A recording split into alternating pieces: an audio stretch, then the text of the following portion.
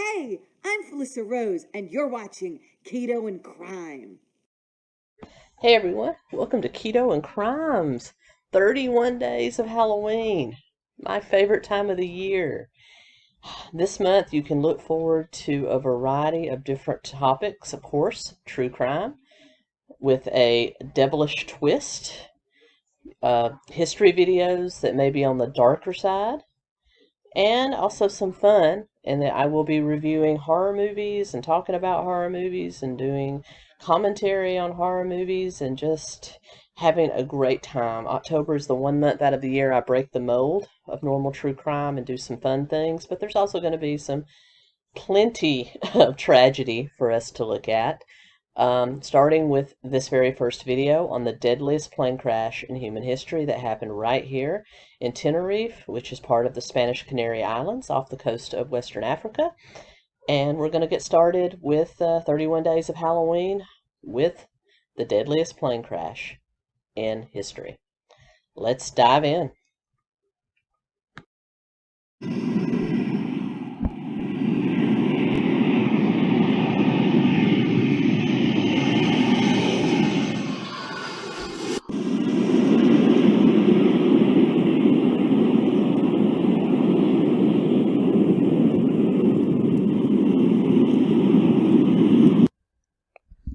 Flight. Definitely one of man's modern marvels. And statistically, one of the safest ways to travel. And when you do think of airline disasters, you may think of hijackings or crashes, bombings, many things, but most of these have one thing in common. They take place when an airplane is in flight. But did you know the deadliest airline disaster in aviation history happened on the runway, on the ground? And that's what we're going to talk about today. Airline disaster at Tenerife, today on Keto and Crime. And as always, this video is brought to you by our brand new full channel partner, Keto Krime. The wonderful folks over at 𝐲𝐿𝐼𝐷 have officially signed on to partner with me in both my weight loss journey, which I am back on now, as well as sponsoring the channel. They have signed me up for a brand new affiliate program, so if you click the link down below, as well as put in my discount code, you'll receive 15% off your first order, and I do get a tiny commission if you do purchase, so it helps the channel and you get something tasty and healthy. These are great bars. They satisfy. They keep you full for a long time. They have a lot of great nutrients, a lot of great natural ingredients. And for those of us in the keto and low carb world, we've often been demonized as not a friend to the animals, but these are 100% plant-based. So you can feel good about that too if you are of the vegetarian or vegan keto lifestyle. These are also for you. So with that being said, I want to say a huge shout out to Keto Krime for sponsoring the channel and helping me to stay on the air here. And thank you all. So if you'd like to order some, definitely check them out below. I appreciate it.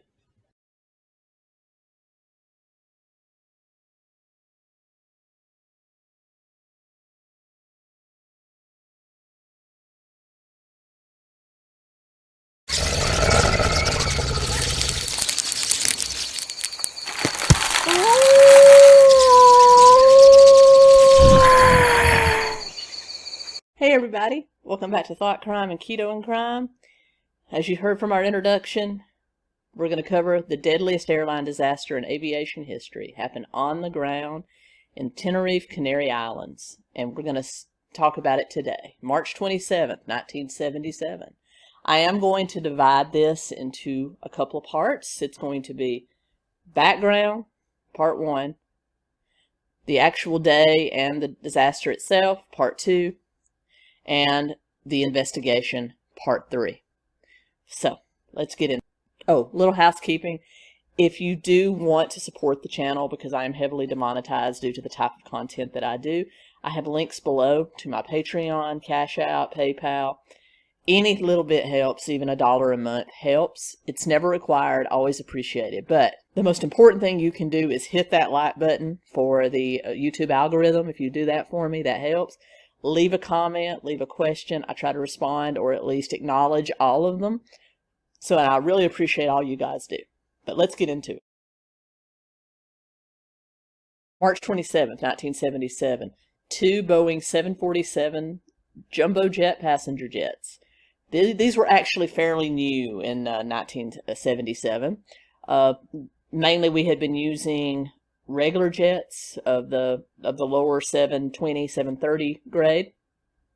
And jumbo jets, especially ones as powerful as the 747, were very unique. And a lot of airports and airstrips had not yet accustomed their air traffic controllers to actually taking care of them, being able to accommodate them, because there were things that they could do that smaller jets couldn't do, and then vice versa. There were also things that the smaller jets could do that these big jets couldn't. So air traffic controllers were literally having to learn as they go. And aviation is one of the few things, much like shipping, where there are international laws and international cooperation where it comes to regulations. And what we're going to see today is that the Spanish air traffic controllers made some mistakes, as did the pilots of both planes. And we're going to look into that as to why this may have happened. And you've seen huge reform in the area of air regulations since this disaster. So the two jets involved in this was KLM, which was a charter flight from Holland, part of the Royal Dutch Airlines, Flight 4805, and Pan American Flight 1736, which was a commercial flight starting in LAX in Los Angeles, going to Kennedy in New York, where it picked up both a new crew and new passengers, and was heading to Gran Canaria Island, as was the KLM flight. Now, Gran Canaria Islands are an island chain off the northwest coast of Africa that has been under Spanish control for a very long time. And that per that, it was the Spanish air traffic control force that had control of the island and its air traffic towers. Now, much like the Bahamas or Ibiza or any other tropical destination, Jamaica, Aruba, no. Any of those very tropical paradises, Gran Canaria Islands are no different. So it's a very popular vacation spot. So everyone on these flights were going there for a holiday. So the attitude on board of both of these planes were quite jovial, quite happy. So this is what makes it doubly sad, is that these were people that were on vacation and having a good time. But both planes were set to land at Gran Canaria Airport, the main airport on the Canary Islands. But one of the many Canary Island liberation forces decided to plant a bomb there. They had long fought a war to free the Canary Islands from Spanish control. And they planted a bomb at the Gran Canaria Airport, which did explode inside a terminal, injuring one person. Well, as you can imagine, they had to shut that airport down and divert all the air traffic that was heading in to some of the smaller regional airports and airstrips, among them Los Rodeos Airport in the mountains around on the smaller island of Tenerife, Gran Canaria. Now, this was a very small regional airport. They had one airstrip, and they had a taxiway. So they had one runway. Right next to it, they had a long taxiway, and they had little small landing pads and taxiways that connected them. Think of an interstate exit with little strips coming off. That's kind of what their airstrip looked like, and I'll put a picture of it right here for those of you on video. For those of you listening via podcast, if you go to my YouTube channel, you'll be able to see it. I'll also put a link to some information about it in the show notes down below. Now, Los Rodeos, now renamed Tenerife Airport since this tragedy, was near the city of Tenerife and the island of Tenerife. So it normally handled about 6 to 8 small, regular-sized planes like passenger jets, or little Cessnas, little private planes that landed. So it was in no way equipped to handle large 747s. That was a lot of the problem here. It did not have ground radar, which is important to kind of, for the air traffic controllers can tell where a plane is on the ground. Now, for those of you that don't know, air pilots do not fly planes by looking out the window and seeing what's ahead of them like you would a car, a truck, or anything else. They actually fly by means of radar and by taking instructions from air traffic controllers, which usually work for the federal government of whatever country they're landing in. And there's very specific rules. So all having the best air radar and ground radar so you can see all planes on the ground and in the air at all time is very important. Well, this was such a small landing strip, it did not have ground radar, and that would come in to playing a very important part in this whole tragic accident. Now, another major incident with Tenerife is that it is about 6,000 feet above sea level, and the entire island is taken up by a volcano. Now, as a result, it has very unique weather. That is, it can be sunny one minute, and then cloud cover can roll in very quickly, and as a result of the cloud cover with the hot steam and everything coming off this volcano, it can make very thick fog. So on this day, March 27th, the weather was very clear throughout all of the Canary Islands, and that's the reason the decision was made at Gran Canaria Airport to stir everything over to Tenerife or to Los Rodeos. And they thought that it would probably clear most of the day so that the control tower would have help, even though they didn't have ground radar, that they could easily see the planes on the ground. Also, it was a Sunday, so there was a skeleton crew at the airport. So there was 2 air traffic controllers when normally there would be 6 to 8, even in a small one. So keep that in mind as well. Upon receiving their orders, the flight crew of Pan Am 1736 actually requested not to divert to Los Rodeos. They actually requested to circle Gran Canaria Airport until officials had cleared it. However, a second bomb threat had come in, so they were having to calm the entire airport for what they thought might be a second bomb. And as a result, they feared that the Pan Am flight might not have enough fuel to circle. They had enough fuel for a little over 2 hours, according to their flight crew, but the traffic authority on the ground feared that they might not have enough, so they did order them to divert to Los Rodeos, and they did. Now let's talk about both of our flights, shall we? KLM Flight 4805, as I said, was a commercial jet that had been chartered that day from KLM, also part of Royal Dutch Airlines, for a Holland tour group that was going to the Gran Canary. But it was still under the command of a KLM or Royal Dutch crew. It was a 747-206B with the code name Rhine. KLM 4805 was commanded by KLM or Royal Dutch Airlines' most veteran captain by the name of 𝐜𝐿 van Zanten. He was age 50. He had over 11,000, almost 12,000 flight hours, the majority of which were done in smaller jets, unfortunately. But he did have over 15,000 flight hours in 747s. In fact, Captain Van Zanten was such a prominent member of KLM's pilot pool that he was featured in all their advertisements. I'll put a picture of that here.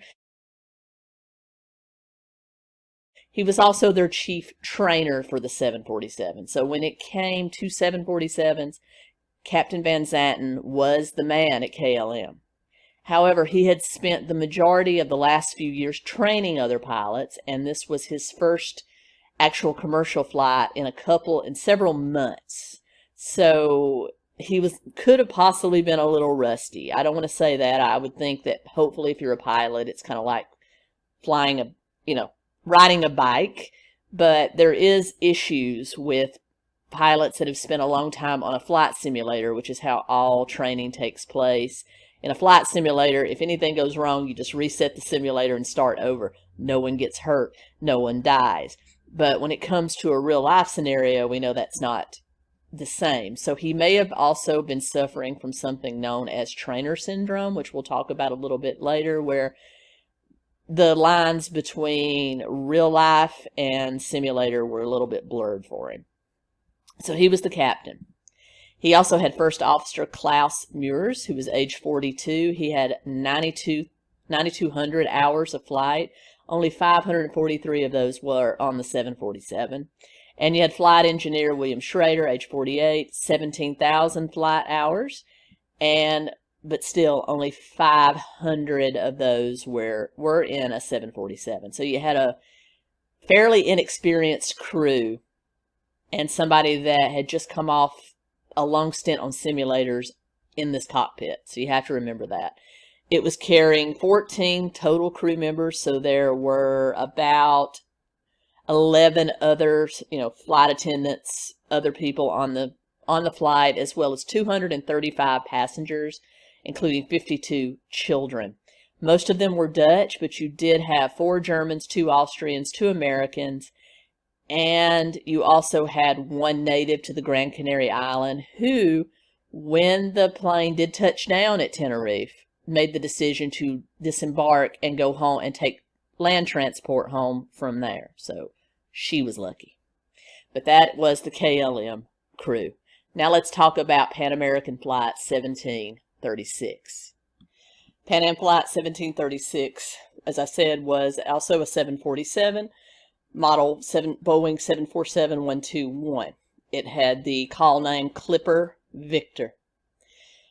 It also had a veteran crew. In the cockpit as captain was Captain Victor Grubbs. He was age 56, had over 21,000 flight hours, and around 500 in a 747. As I said, 747s were very new at this time. First Officer Robert Bragg, age 39, over 10,000 flight hours. He had 2,700 hours in a 747. Flight Engineer George Warrens, age 46, 15,000 flight hours, over almost 600 in a 747. There were also 13 flight attendants, 380 passengers, mostly retirees, 2 children, and 14 extra had boarded in New York, where the crew had also changed. So another crew actually took this out of Los Angeles at LAX, and then a new crew boarded at New York, because there is a limit to flight hours, much like with truckers and driving hours. Very interesting thing about Pan Am and this plane. Pan Am in the 40s, 50s, and 60s was the premier American airline. Every young girl wanted to be a Pan Am flight attendant, a Pan Am girl. Very, very popular in both pop culture and mainstream. But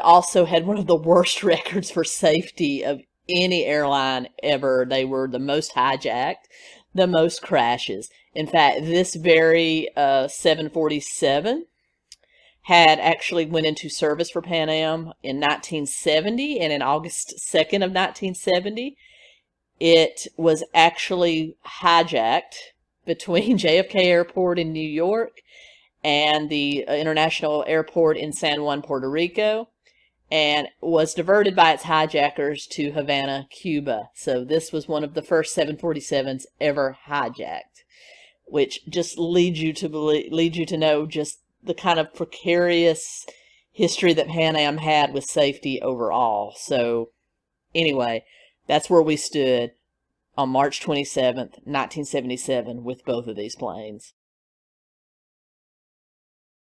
So the KLM Flight had taken off from Amsterdam, Pan Am Flight from Los Angeles with a stopover in New York. Now they were both heading to Gran Canaria Airport in the Gran Canary Islands. At about 1:15 p.m. that Sunday afternoon, the bomb exploded and another bomb threat came in. And 8 people in all were injured during that explosion. 1 in the initial explosion, and 7 were discovered thereafter.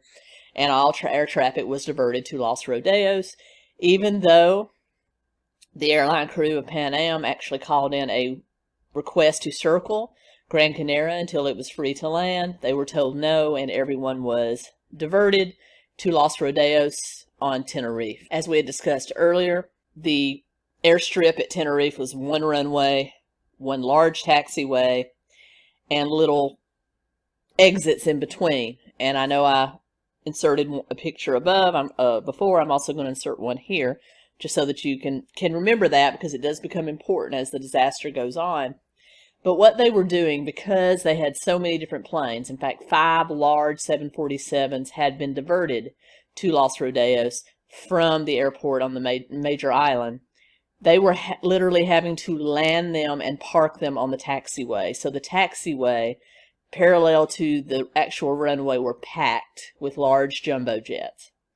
And it was going to be pretty much the same for the KLM and the Pan Am flight as they approached. Now, because that taxiway was used up with parked planes, it could not be used for its intended purpose of taxiing. So all the planes that were taking off that day were told to what most people in the industry call backtracking, which is simply go the wrong way up the runway, do a 180-degree turn, and get into takeoff position that way. So that's what all these planes that were taking off from here were being instructed to do. Because of the parked planes, the taxiways were not usable.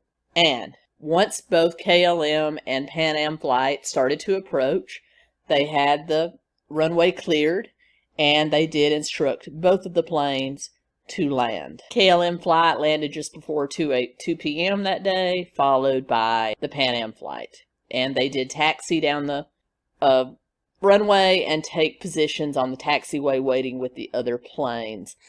The KLM plane radioed the tower asking for permission for their passengers to disembark and go inside the airport terminal so they wouldn't get bored. Permission for this was granted, and they actually sent a bus out to the KLM plane to bus the passengers to the terminal. However, when Pan Am made the same request, they were told that the terminal was now full and that their passengers would have to remain on the plane. In response to this, the flight attendants on the Pan Am plane did go through the cabin and open the doors and the windows, allowing some fresh air in. They gave complimentary drinks, whatever they could do to keep their passengers from having a bad time and therefore not returning to Pan Am. They did what they were supposed to do. After waiting about 3 hours on the tarmac, they were told that Gran Canaria had been cleared to receive passengers. Now, Gran Canaria was only about a 25-minute flight from Los Rodeos or Tenerife, so it was going to be a fairly short flight. Both planes still had enough fuel to safely make that flight. However, Captain Van Santen of the KLM flight did order his passengers back into the plane, but then, this is about, several hours later, he did instruct the crew to refuel the plane. He wanted his plane completely refueled. Both of his cockpit mates, his crew, did try to argue with him and say that why don't we just refuel at Gran Canaria, but they said that Captain Van Santen, according to the tower recordings, was in kind of a hurry and did not want slow their initial landing at Gran Canaria because he was due to pick up more passengers and return to Amsterdam. Both he and his entire crew were getting close to their hour limit, and if he didn't do this quickly, KLM would have to pay for overnight accommodation for the crew and the passengers because they wouldn't be able to leave till the next day. So he was in quite a hurry to get to Gran Canaria and take off immediately once his passengers there were on board. So he was not playing around. However, he did slow everyone's takeoff from Los Rodeos. In fact, the Pan Am flight was so agitated in the fact they were trapped behind the KLM flight and couldn't get around, and now we're being told he was going to refuel, that they actually radioed the KLM flight and asked Van Santen how long this refueling was going to take. He literally, very curtly said 35 minutes and immediately essentially hung up on the captain from the Pan Am. So finally, after 4 p.m., KLM flight is refueled. They're all ready to go. The air traffic control tower orders the KLM flight to backtrack down the runway and get into takeoff position. Now, by this time, the weather has made a sudden change, as it tends to do in Tenerife, and a thick fog covered the runway, the tower. There was only a visibility of about 300 meters, which is roughly, the length of 2 football fields in feet. So you can imagine how bad visibility was. In fact, one of the Pan Am flight attendants that survived the crash actually commented that she couldn't even see the second engine from her window in first class. So she said, we're not going anywhere. This is way against Pan Am's safety rules to take off in this fog. But they ordered the KLM flight to do their backtracking, turn their 180-degree turn, and get into position to take off. They then immediately ordered the Pan Am flight to follow the KLM down the backtrack on the runway, but then to veer off onto exit 3 and to wait there for further instructions. Now, there was some confusion in the Pan Am cockpit when they actually radioed back to the air traffic controller asking them, what exit did you say to take, first or third? And air traffic control buzzed back, third, sir. 1, 2, 3, third, sir. So they were absolutely telling them the third exit. However, this was this flight crew's first time at this airport, and they had a small map of the airport, and they were kind of looking at it, feeling out their exits. But because of the low visibility to the fog, they were really having a hard time finding exit 3. They also noticed on the map that exit 3, and I'm going to insert a small clip here where I kind of go over that. All right, everyone. Here we are, kind of a diagram of the runway and taxiways and exits at the Los Rodeos Airport, or the Tenerife Airport, where this accident happened. All right, as you can see here, there is the taxiway down here. There's what's known as the apron, where a lot of planes were parked. The planes were parked all up and down here. And here are the exits, C1, C2, C3, C4. All right, so here's the KLM plane. It had started here, backtracked all the way down, got into flight position, takeoff position right here. Meanwhile, Pan Am was ordered to follow right behind it and exit here at C3. However, as you can tell by the angle of C3 here, they would have had to have performed an almost impossible 148-degree turn to get onto it and then be able to turn back around to get back onto the runway, because here everything here was filled up with waiting planes. So it would have taken 148-degree angle to get off the runway onto this, and then another one to get back onto the runway. Almost impossible for a 747.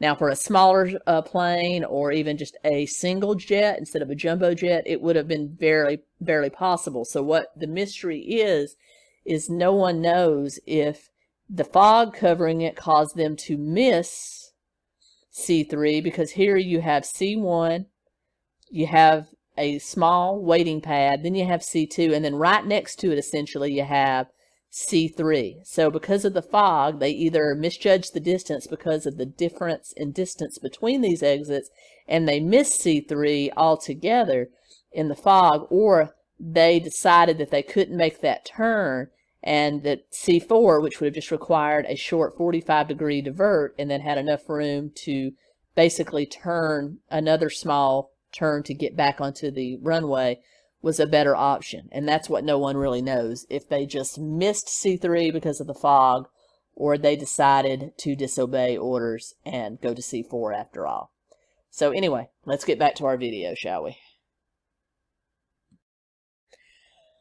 Because exit 3 required them to do what most airline experts would say is an impossible turn to actually get back on the runway, they may have disobeyed air traffic control's orders and decided to go on to exit 4, which to them would just take a small 45-degree angle to get in. So they either decided to go to exit 4, or in the fog, they missed exit 3. But in any case, they were still behind KLM's flight when it completed its 180-degree turn and was in takeoff position. The Pan Am flight was still backtracking behind them, going to what would turn out to be exit number 4. Now, KLM has done their 180-degree turn. They're ready to take off. They radio the air traffic control tower for their air traffic control clearance. Now, this is not takeoff clearance. Air traffic control clearance is just asking for instructions on what to do once they do take off. And they were told that they would go down the runway, take off, and turn right on takeoff. This was their clear path so they wouldn't hit a plane in the air.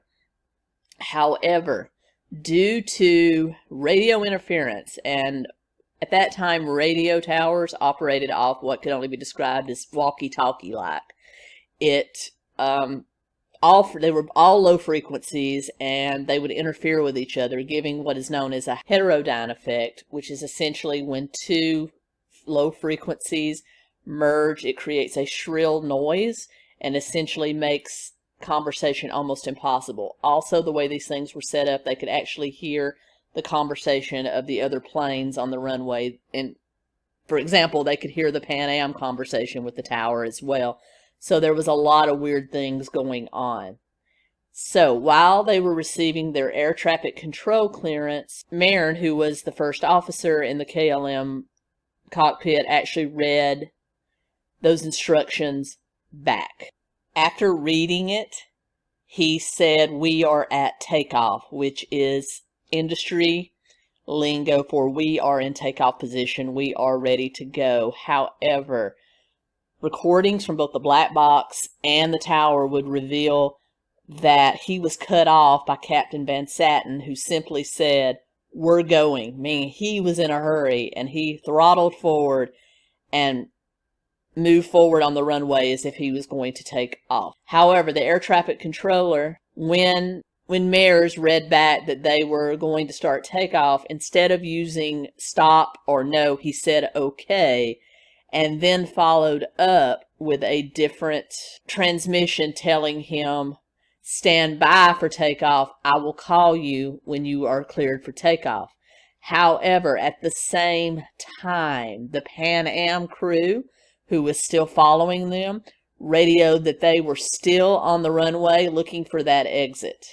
And their transmission kind of blanked out the tower's transmission, which left one word audible: okay. So, based on their previous conversation, the KLM crew honestly thought that they had been cleared for takeoff. The KLM plane is now in full takeoff mode, building up speed and ready to hit that crucial mark when they will jettison into the air. Meanwhile, Pan Am makes another transmission to the tower, telling them they will advise when they are safely on what they thought was exit 3 or exit 4, if they had willingly bypassed it because of the turn. But whatever, they said they would advise. Mears, who was on first officer in KLM, overheard that transmission and turned to the captain and said, "Wait, I think Pan Am is still on the runway." He also radioed the tower and said, "Are they not clear, the Pan American?" At which point, instead of waiting for the tower to respond, Captain Van Satten responded with, "Oh yes," and throttled it forward. I'm beginning not to like this asset. Meanwhile, they have gotten close enough to the Pan Am flight, who is still taxiing down the runway, so they're basically coming at each other nose to nose. They get close enough that the Pan Am crew can actually see the plane coming toward them, and radio recordings pick up the captain in the Pan Am flight, Captain Grubb, saying there he is when he spotted the KLM flight, and then he attempted to do a radical turn to get them on the grass and out of the way. However, they also picked up Captain Grubb's exasperated voice screaming, and for those of you that don't like profanity, I'm sorry, I'm just reading what the captain of the Pan American flight said. "God damn, that son of a bitch is coming." And then you heard First Officer Bragg scream, "Get off, get off, get off," referring to the captain's attempt to make a sharp turn to get the 747 out of the way. However, it didn't work. About that time, the KLM crew sees Pan Am. They cry out, but they're already, in fact, going into takeoff mode. Up they go, but instead of clearing the plane, they strike, their tail section strikes the Pan Am flight right behind the cockpit near first class. The KLM smashes into the American Jumbo at 290 kilometers per hour. Small explosion happened in the Pan Am's cockpit, or outside the Pan Am's cockpit. Meanwhile, KLM Flight remains airborne for just a moment, but then crashes about 400 meters down the runway and completely is engulfed in a fireball. As you can imagine, there were no survivors on the KLM flight. Everyone perished. Now, there were 61 survivors on the Pan American flight, including everybody in the cockpit and several of the flight attendants. However, I do have some clips here of testimonials from survivors that I'm going to play for you. But the majority of the people that survived on Pan Am did so by thinking quickly and going through any opening they saw in the plane. Whether it mostly rips and holes, whether they could get doors open or whatever, they thought quickly and actually risked broken legs, broken necks just to get out of the plane, and they began jumping from the plane. Most of them ended up on the left wing and then on the fuselage of the plane, and they all basically had to jump for their lives. Many of them had broken limbs, other scrapes, but there were a few heroes. There was a flight attendant that did not survive herself, but was helping passengers through one of the openings. There was a fireball that immediately took her out once she had saved about 10 passengers. There was also a passenger, Edgar Rideout, who saved about 12 passengers by literally throwing them out on the wing, and then later on when they were out on the fuselage, pushing them off. He just came running through and started pushing people off and then jumped himself. There was a surviving stewardess, Pat Johnson, who was actually from my hometown in Nashville, Tennessee, that actually pulled one of her flight attendant friends to safety as well through one of the holes, and both her and her friend survived. But there were only 61 survivors on that plane, and Pat Johnson is quoted as having said, "I really thought I was going to go around the other side of the plane and see 400 other people, but it didn't work that way." Once they had cleared the plane, it was consumed with a fireball. Many people think because the KLM was fully fueled, it was too heavy to clear. It might have cleared the Pan Am if it hadn't have been so heavy, and also the amount of fuel that was released when it struck also caused the fireball to be even more vigorous than it was. Now, as I'd said before, I'm going to insert a few clips of survivors so that they can tell you their story. Around, I thought, how are we going to get out? We're trapped.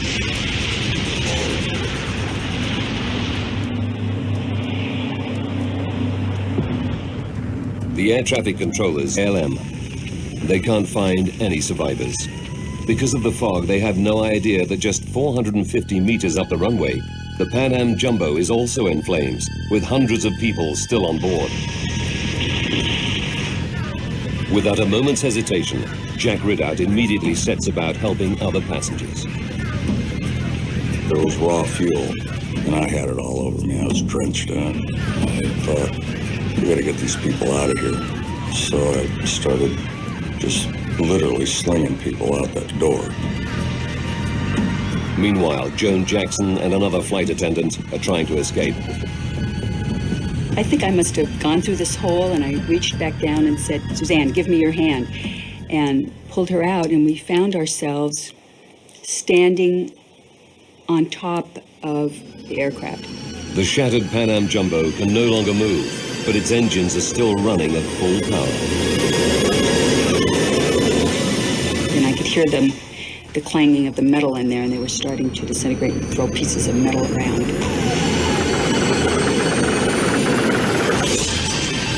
There was another explosion, and the flight attendant who had been helping people was killed instantly.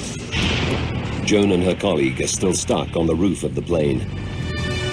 And I thought to myself, if we jump, we're going to have broken legs, so we're going to be able to get away from the plane if we have broken legs. But the plane begins to disintegrate beneath them. The fuselage where it had broken was kind of trailing down toward the ground. And I think we all just tried to leap for the ground. And immediately, as you can imagine, the investigation started with Spain sending its top flight inspectors to Tenerife to find out what happened, as well as both Dutch and American authorities, air marshals and other members of the federal aviation communities in both countries came immediately to inspect and find out what was happening. The majority of the report, after they surveyed the wreckage, because the black box in both planes it took a while to find them, and they were both damaged when they did. It took them a while to be able to get the recordings of what was actually said in the airplanes. But they were allowed to have the tapes from the air traffic control tower, in which everything we just discussed, the unusual language that was used, the fact that they were doing the very dangerous tactic of having people backtrack down the runway, were heard. But it was determined, after getting the black box tapes and listening to the flight crew, it was determined that in both cases, both the Pan Am crew and the KLM crew had also disobeyed air traffic control orders, which was one of the primary reasons that the accident happened. The majority of the blame from Spain and the USA went on the Dutch crew, claiming that Van Satten's tendency to be a control freak and to be in a massive hurry led to things like delaying the takeoff by 35 minutes because he wanted to refuel his plane and therefore allowed bad weather to roll in. It was also suggested that because of the strict hierarchy in the cockpit, that his first officer and his engineer, even though they had tried to argue with him, they were quickly silenced by him, and that perhaps he was a bit of a control freak. He also flagrantly disregarded tower instructions, or did not wait for tower instructions before taking off, and that was obvious on the recordings. The Dutch, of course, had their own take on it. They pointed out that the Pan Am crew had either chosen to go to a different exit or missed that exit, and therefore they should have already been out of the way. All of this is valid criticism. I think every country and everybody involved, had some part to play, and the airport was criticized for not having ground radar, which would have prevented this, from ever happening. And also that the use of the lower frequency radio had actually blocked out certain communications, and so everything just kind of became fuddled. Spain was also criticized for diverting all of the airplanes to a smaller airport that probably couldn't have handled it, and so there was a lot of blame to go around. In the end, there was a lot of reform on this. For example, the issue with Van Satten having been on simulators and a training officer almost up until the point he took this flight was reviewed, and it was reviewed that no one can go right from simulator to live plane. They have to fly as a co-pilot or do some other stuff on a live plane before they are put in charge of one, that he probably had what is known as training syndrome, where he couldn't separate, simulation from real life. Also, airlines were asked to lighten up on crews that maxed out their hours and had to be grounded. Evidently, there was a lot of punishment and retribution that came down the line to flight crews that had to be housed and cost the airline money. That was a factor in Van Satten's hurry up effect. Also, all airlines eased the rigid hierarchy in the cockpit, that you do have the right to speak up to a superior officer if you feel that superior officer is doing something wrong. So that came about. Also, just in general, all landing strips, regardless of size, are now outfitted with ground radar. There are more stringent regulation when it comes to fog. They will usually not land or take off planes now in dense fog of any kind. So a lot of things have changed since this disaster. This has Still, the deadliest airline disaster in aviation history. Over 500 people died. And as a result, it will forever be, in history books. It's taught in any type of pilot training. They talk about this event. And as they should. It was a terrible accident that could have been prevented. But anyway, I hope you enjoyed it. It was not something I was aware of. I was actually looking for another airline disaster to go over, a bombing, and found this and decided this was much more interesting. So I thought we would go over it. Anyway, I hope you enjoyed it. I'll be back soon with more true crime. Please, if you get a chance, support the channel below. If not, like, comment, share, subscribe. Until next time, Keto Comic.